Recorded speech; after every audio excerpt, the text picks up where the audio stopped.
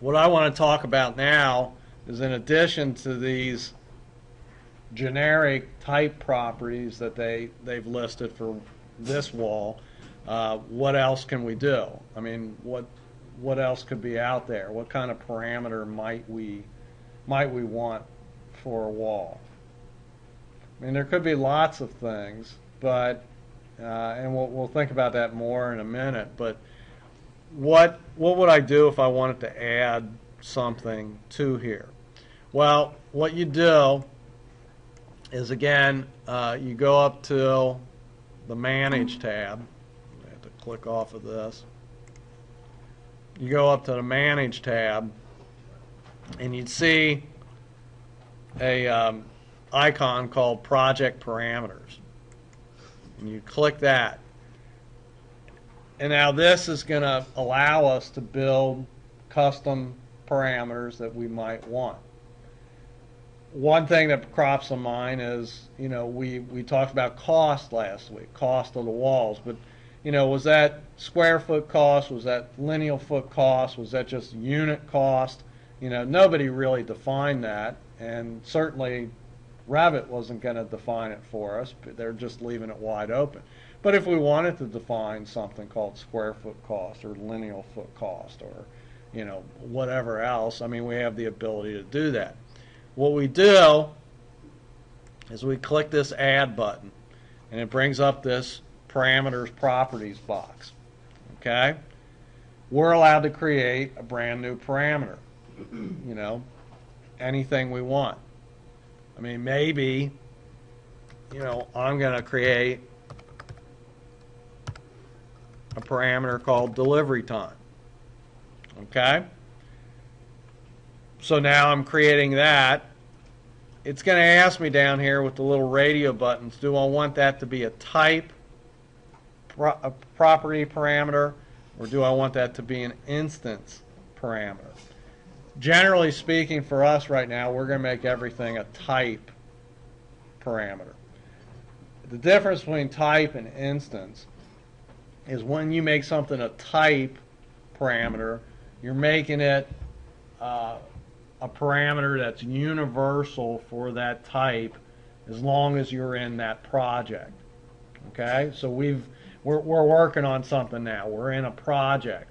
If we assign a type parameter to, we're working on a wall, okay? That will be consistent as long as I remain in this project. An instance parameter is a parameter that's only defined for that particular instant or that particular element, okay? The best case that I could give you is we have a bunch of windows, and I could pick a window, and that window would be, 36 inches high by 24 inches wide, okay? I could change the properties of that window to be 42 inches high and 24 inches wide. Actually, there's a window made like that, but, let's say I could change that. If I made that a type property, that would change for all those types of windows, whatever type window I was making that change. If I was making that an instant parameter change, it would only be made for that one particular window that I was working on. The easier thing might be like sill height. If you place a window in there, those windows will always be plugged in at a certain sill height. You can change the sill height, but when you change that sill height, you're making an instant change. You're changing it for a particular element. So anyway, long and short of it is, that's the difference between type. Type is sort of a universal change in that project. Okay, instant is really just for the element. Yeah. Yes? For type, does the original still stay there, or does it modify? Like you have the original and then you're modified? Would you modify, or? If you create a parameter that's a type parameter, it'll change the type box from that point onward. Okay. Most of our stuff will be type. You know. Yeah. Could you have more than one type and just switch back and forth? Or once you set it, that's the type until you change the type again? Sure, you could have more than one type. I mean, you could do various modifications. I mean, they'd have to be called something different.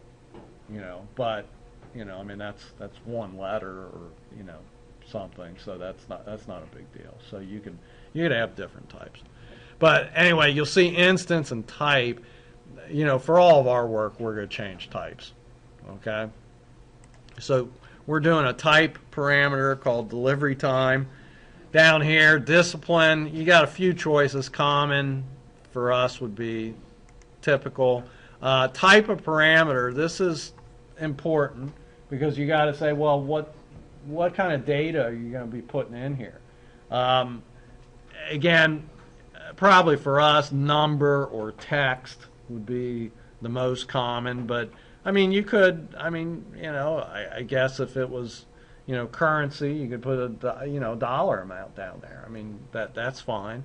But I would say, you know, look at these, but again, if you're going to be putting a number in there, like money, make it either number or currency. Don't keep it as text because it won't work. Since I'm doing delivery time, I'm thinking text. Group the parameter under. It gives you a lot of different headings here.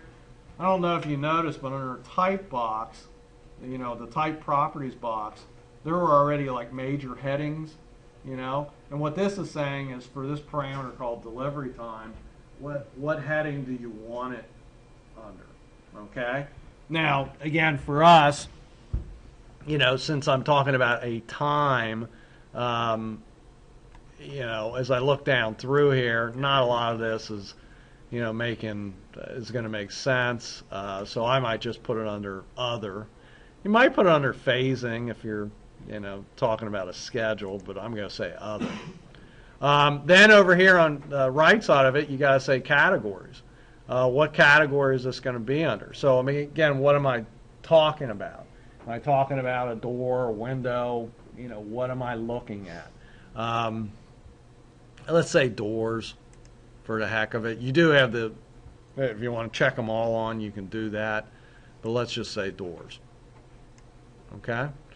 So I've got a project parameter called delivery time. I've only assigned it under doors. I think, let me go back and take a look at it. I did call it a type. So I'll say OK here. And now if I go down and I was going to put a door, and let's say it's this single flush door, and that's fine. You know, I was going to put this door in this wall,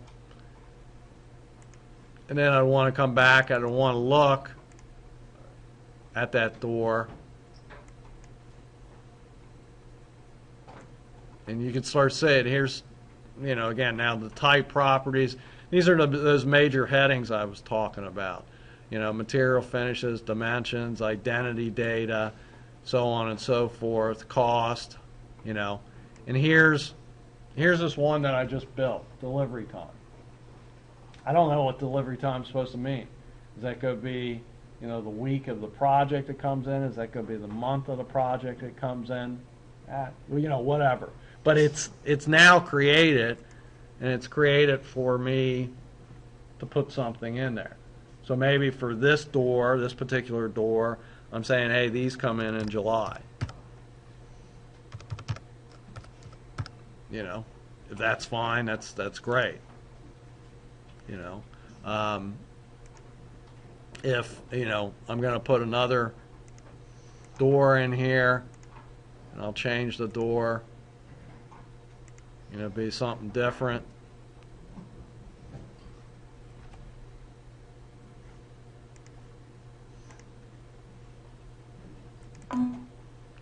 Here's this bigger door.